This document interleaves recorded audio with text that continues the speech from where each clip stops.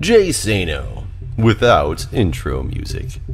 Jay Sano with intro music. Intro music remix. Jay Sano 19. Jay Sano 19. Jay Sano 19. Jay Sano 19.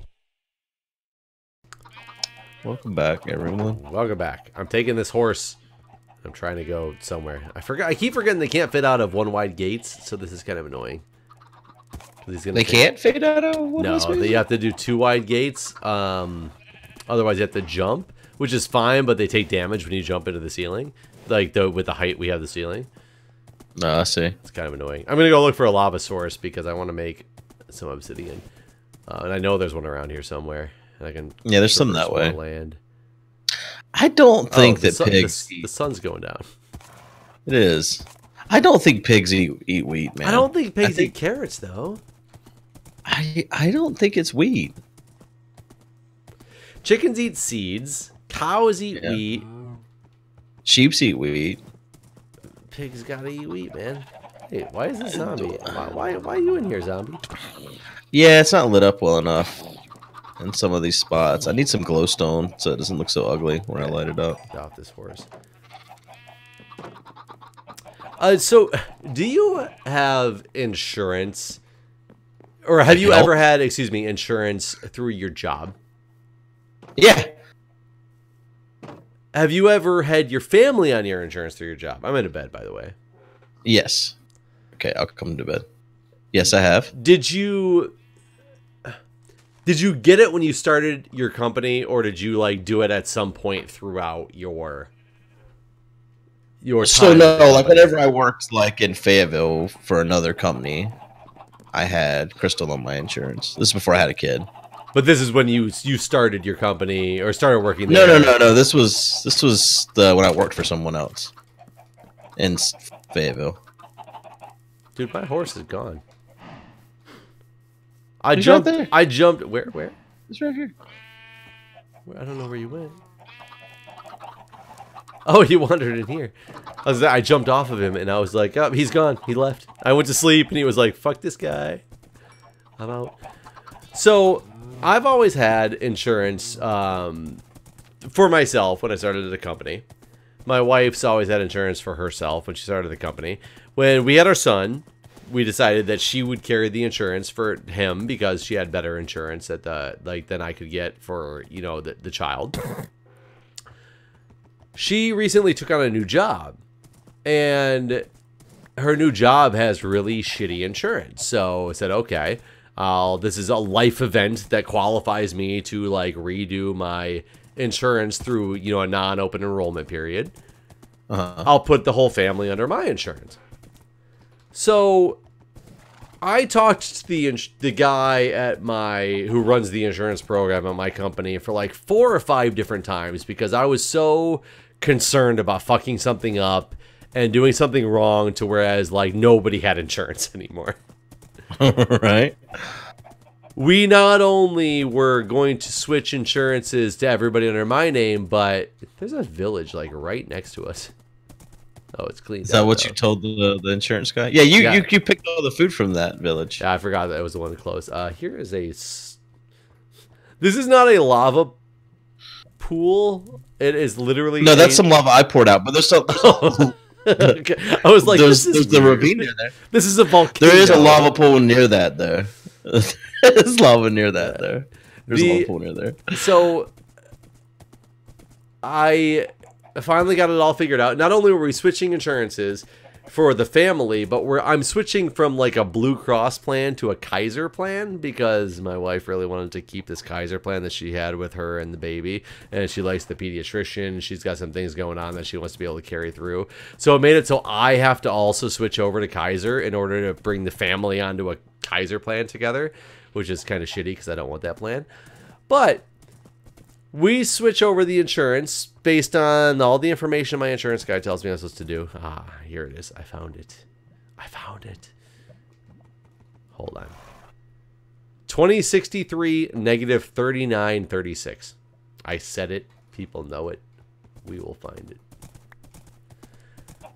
So I submit the life event. I go to submit the life event of the date that my wife, like, her insurance changes so that I can get everything in line and ready to go to get everybody switched over. I get an error in the system that you can't submit a future date. Okay. So I'm not allowed to submit a life event in the future, even though I know this is the date that this life event happens. And I confirm with the guy that it's the date that, you know, the insurance coverage finally lapses. That is the date of the life event. I'm not allowed to pre-do this. So I'm talking to the guy, and I say, look, I'm concerned if you won't let me put in this information in the first place before the event, that something's going to happen. I'm going to forget to put in this life event. We're not going to have insurance anymore.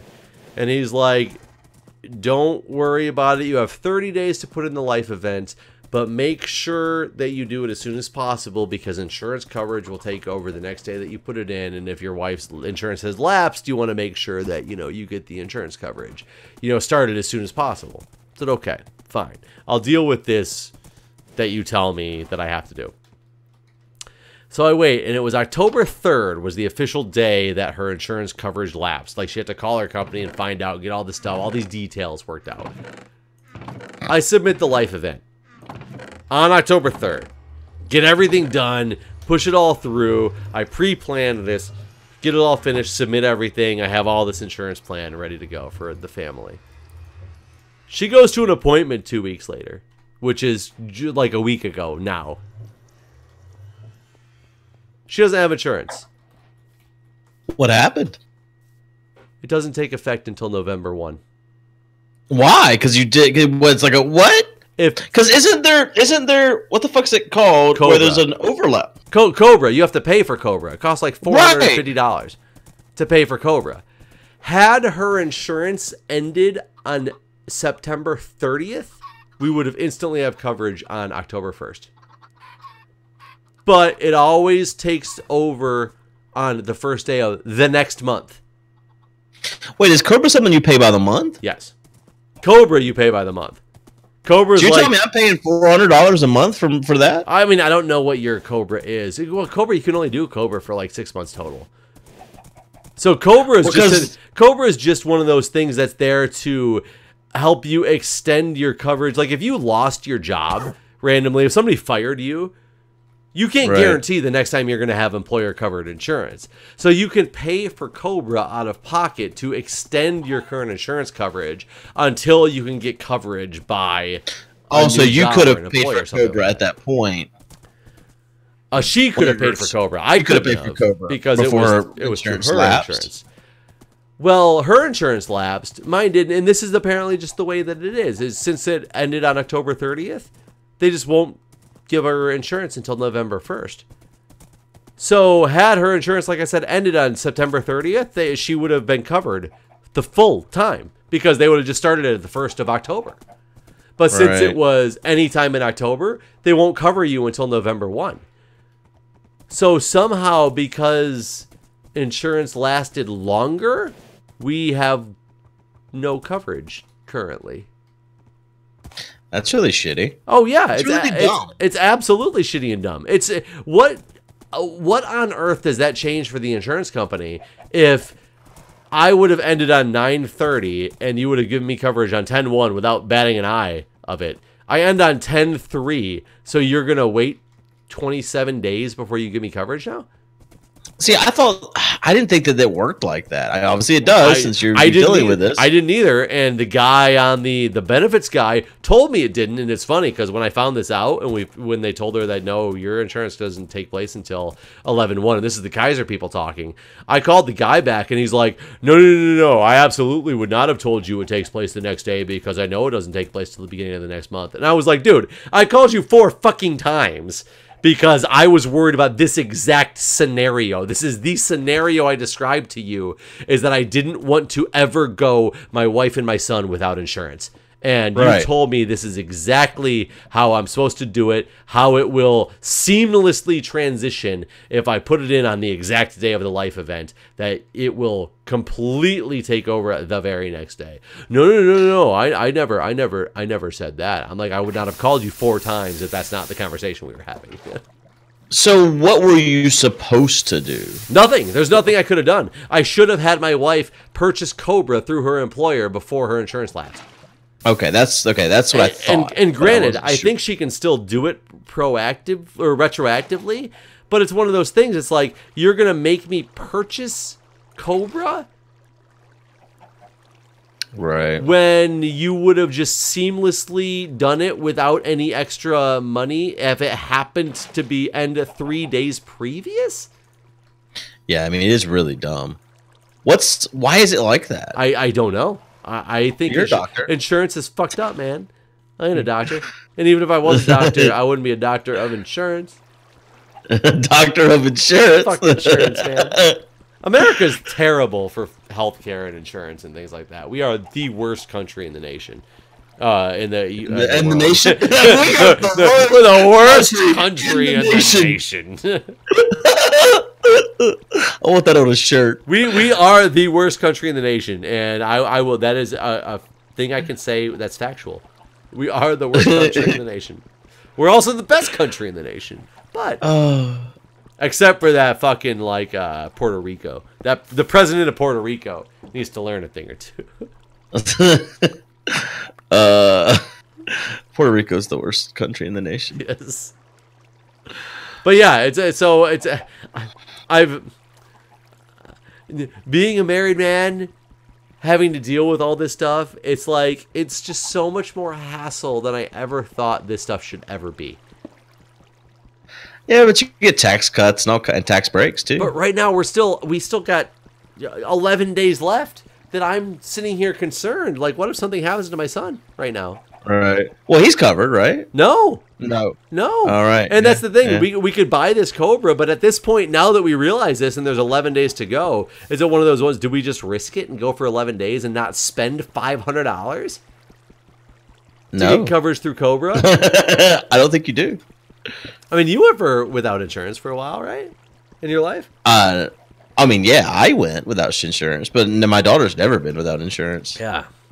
I would bet that he is somehow covered through some random DC insurance clause that covers children or whatever. It's funny because I asked him, because I had Blue Cross Blue Shield and I'm switching over to Kaiser, and I asked him and I said, okay, if they're not covered, I said, am I covered? And he goes, what do you mean? And I was like, I had Blue Cross Blue Shield. I still work here. The life event was that my wife lost her insurance coverage. It's not that I changed my job. I'm switching from Blue Cross Blue Shield to Kaiser. My Kaiser coverage doesn't kick on until the 1st. Did Blue Cross cut my coverage as of the 3rd, the date of the life event? And he goes, that's a good question. I don't know. Let me make some phone calls. Wow. Yeah, turns out I do have coverage. He called me back. Like, he did his due diligence and made the calls, but he didn't know. He had no idea. Okay, good. Listen, I'm having a hard time right now. I can see that. I'm in a bed. I'm Are you at home? collecting obsidian, so no. I'm Do in a you need me ravine. to be in a bed? It's real dark out there. It is real dark out there. Do you need to go get stuff? I need to go back and bang in my corpse. So you lost some stuff that you need. I died. But did you lose things that you need? I'm really on my body's over there. I have a bed on me. I still have a bed on me for my journeys. Good. I'm in. Well I'm in. done. All right.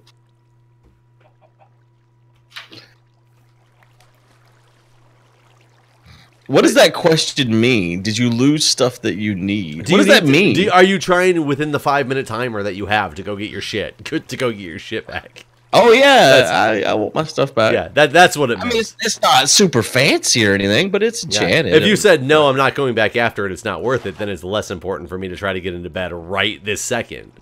Whereas if you said no, I had like blah blah blah gear that I need to go get right now, and I have 5 minutes to get it, it's important that I get into bed. You know, it was just. I understand things that are important. It was, I feel real bad about that death. Why? The creeper doesn't. Well, yeah, but it could have. I probably should have stopped blocking at that point and just moved. I don't know. I feel like I could have avoided it. Was it one of those Austin Powers type maneuvers where? No, there's a skeleton spawner, and I was fighting all the skeletons. So many skeletons, and I was real hurt from all the skeletons. And I was trying to block, and the skeleton kept shooting this creeper at me. Were they making fun of your childhood? What? You said you were real hurt from all the skeletons. Were they making fun of you? Because they were shooting me up. No, they shot me real good. They weren't just telling you that you were a terrible person. You were ugly. You would never amount to anything. I need to have more arrows on me too, probably. You got a shield? I do. That's the little thing. I was blocking the arrows, but he kept shooting the creeper closer and closer to me, and finally the creeper got too close to me and it blew up, and that's what killed me. Because I couldn't stop blocking because the skeleton would kill me if I stopped blocking. Yeah, and I was still blocking, but not enough to stop that creeper. I was hoping he'd blow up a little bit further away. I knew it was going to happen. I just knew it. I'm trying to get enough obsidian to at least make 2 portals. And this will be close. I wonder if they ever add creeper spawners to this game. Good. Well, how would you do that without them blowing it up? I'm gonna fucking die again. Do you need assistance? No. I have my stuff. Don't you shoot me, you dirty man.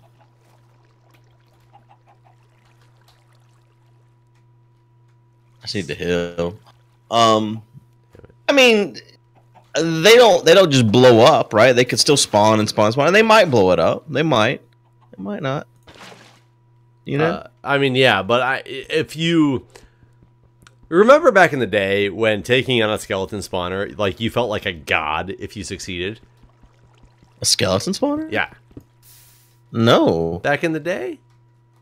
I feel like right now I'm having a harder time than I've ever had, to be honest with you. Really? You don't feel like back in the day it was so much more difficult to take on a skeleton spawner, and those are the ones that you like avoided during any tense situation because that was...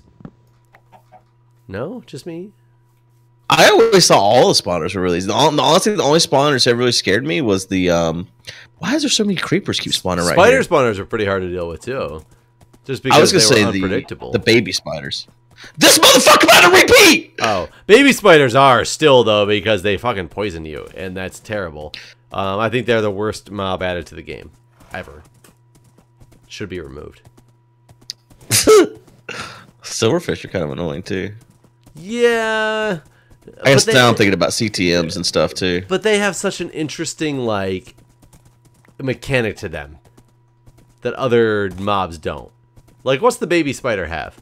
It can get through one wide blocks just like a baby zombie and poison you, and then you die. And then you die. And that's it. That's what it's got. It's like the witch. I'm pretty confident that they nerfed the witch like 6 months or a year ago. The witch used to be just the death sentence. They nerfed it. Yeah, maybe. I got diamond horse armor for your horse. No, well, nice. I do have a horse here. I'm running back to the base now with 20 obsidian. Got efficiency 3 book and feather falling book and 2 golden apples. I also got a record. That's amazing. The only thing I ever wanted. Who wrote it? Oh, Hans McGee. Hans McGee. That guy. That traumatized me. I'm talking about Daniel. I don't know who Daniel is, but I know I know C418. So I do have. I had a nightmare about him holding. Why? It was the whole dream was I just couldn't do anything, and he was just in my hands. He was just giggling. Wait, what? That's how he did it. I'm so confused. I feel like you think you've told me the story, and it's possible you did, and I have no idea. Don't you remember him being my hands? Oh, yes, I know what you're talking about. I remember you yelling a lot. God, I thought that was because you liked it. You know, and it's funny. I'm sure, like I watched it back the whole slice segment, and like in chat they were like, "Gooch so mad." I wasn't mad during that. I was honestly just enjoying it, you know. But whenever they fucking penalized me for not stopping cooking, I legit was mad. Like I was mad. Did you watch the whole segment though? Did you see where the judges defended you before you even got mad? Yes, I did. I also saw everyone talking about how they weren't washing their hands when they were changing their shoes and stuff, and I kept thinking the same thing. Yeah, watching it back was really enjoyable. Though there were several things that happened watching it back that it's just like so much is missed in that kitchen. Like no one knows a lot of the stuff that we were talking about and doing. Like I honestly feel like, and I'm sure it's like that on the actual cooking shows that are like this. But I feel like we could do it better maybe. The only thing about the actual it's hard because the actual cooking shows aren't live. Right. So I think for being a live show, it was fucking pristine.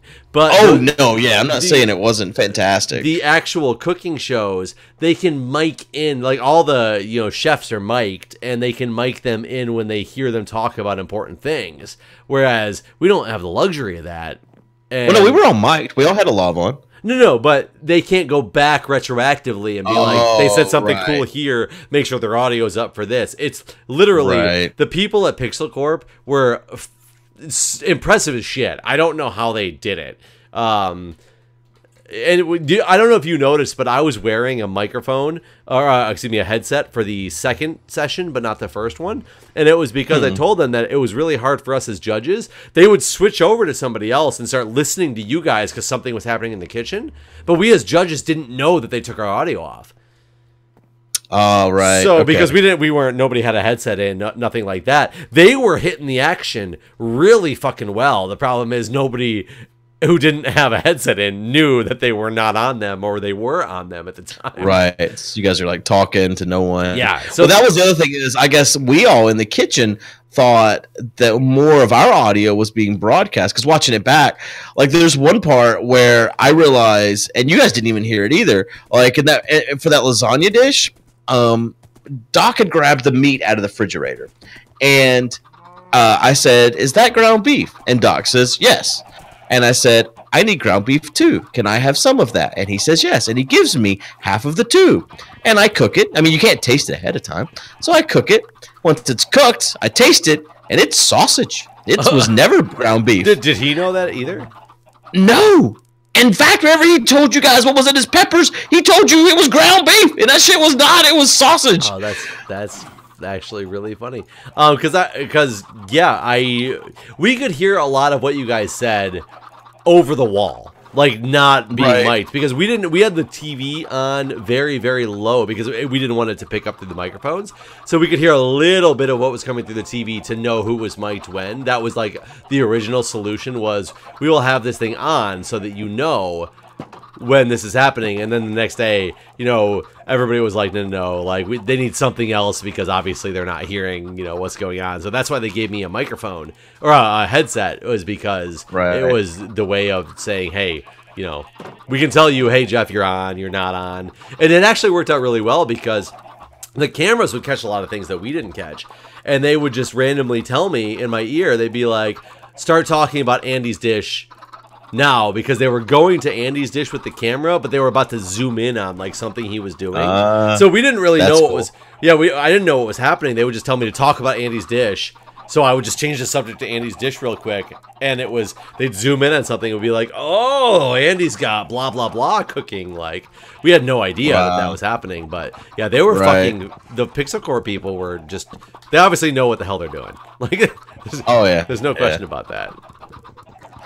Yeah, it's really impressive, honestly. Like what they're how much they're able to do live. It's yeah. But it was funny because like when I watched it back with the whole sausage thing, I'm sitting there in the kitchen going, "This is sausage. This is sausage." After I taste it, and y'all are like, he thinks it's good. Whatever it is, he likes it. And I wasn't liking it. I was like, "It's sausage." I'm trying to remember.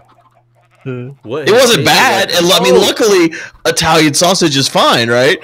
But yeah. I do remember one thing. You told me that Andy was upset because we graded his one plate down because he had two separate plates.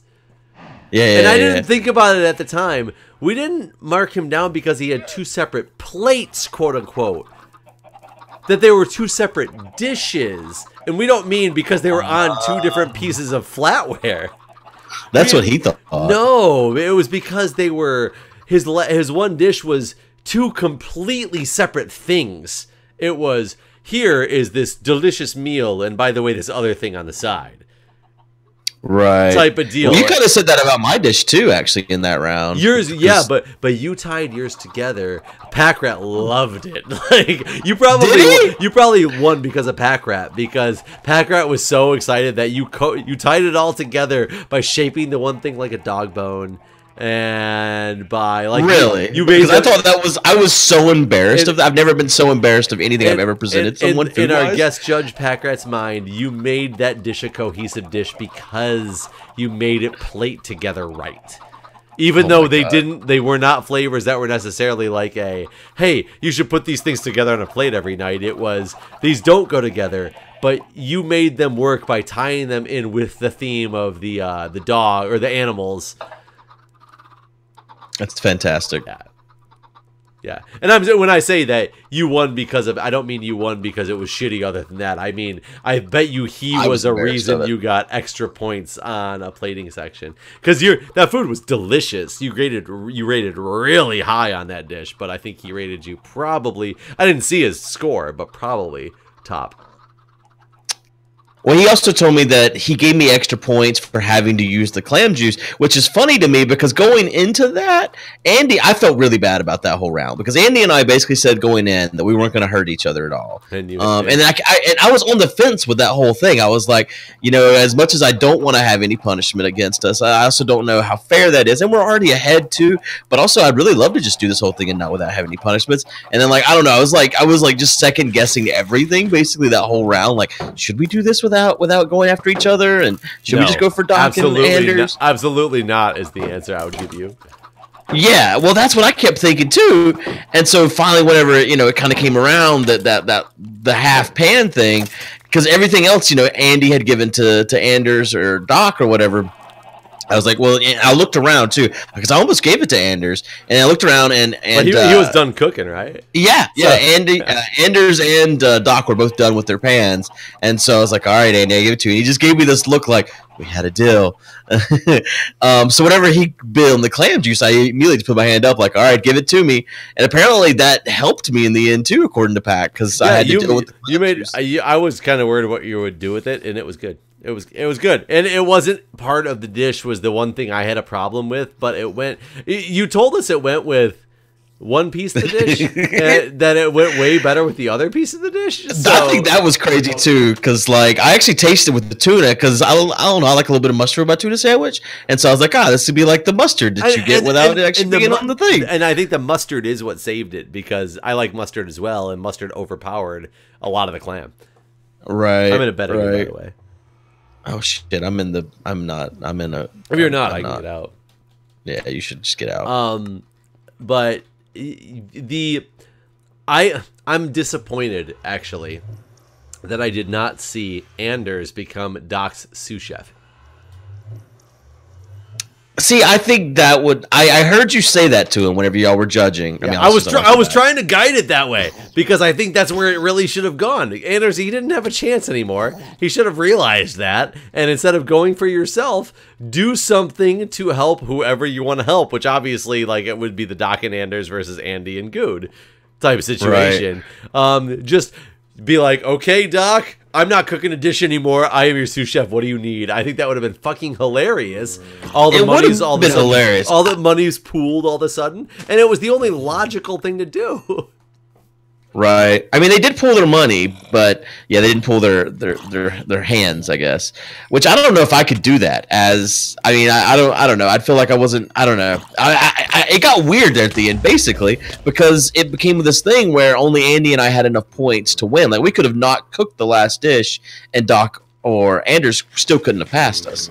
So it's kind of weird in that situation, and I guess that's why a lot of cooking shows eliminate players so that you don't run into that. Oh my god, I'm about to die, and I found a cave, but I'm getting chased by so many things. What is happening? I'm getting chased by so many things, and I have no blocks on my bar, and I can't do anything. I can't do anything, and I don't have a pick. Give me a pick. I can't do anything. No! I can't do it. I just couldn't switch to things fast enough. I didn't think fast enough. I literally fell down a hole in the middle of our yard, and then like 8 zombies fell in after me, and I like lost my mind. I didn't know what to do anymore. Oh my god. No, I do need to get that stuff back. Oh, Jesus Christ. What? I'm poisoned by a baby spider, and I'm getting shot by this skeleton. Are you still in a random cave? Yeah, near our house. I found a pretty good cave. Because if you can get back to... Where the hell was I? Oh, you need me to sleep? I mean, if you can, it would help, but it's not the end of the world. I just need to get down here. I can probably get enough string to make a bed. I'm in a place that has string. I don't know how to get out if you're fast enough to come and sleep though. I should actually be okay. He's like, God, there's so many. This guy's wearing all my armor and my shield and my sword, and this bastard, he just wants my life. That's why he killed me. He wanted my life, my glamorous life. This is my life, bastard. I'm trying to find diamonds so hard. Did I get the diamond pick back? Oh yeah, I did. Okay, I think I got everything important from down here in this cave that ends very dramatically. That was terrible. That was terrible. I don't think I've died since like episode 2, or 4, or 8, or 20. I don't know. I don't know when I died last. I feel like it's been a while. Yeah, I think it's been a while since either one of us had died, other than me just dying a minute ago. And mine was literally completely uncalled for. Like you said, you were embarrassed by yours. I had so many opportunities to stop my own death that I panicked. Okay, I have a bed now, so if I need to sleep again. Well, it is still night. You want to sleep? We can sleep. Wait. Yeah, I was like 10 feet outside the door of our home.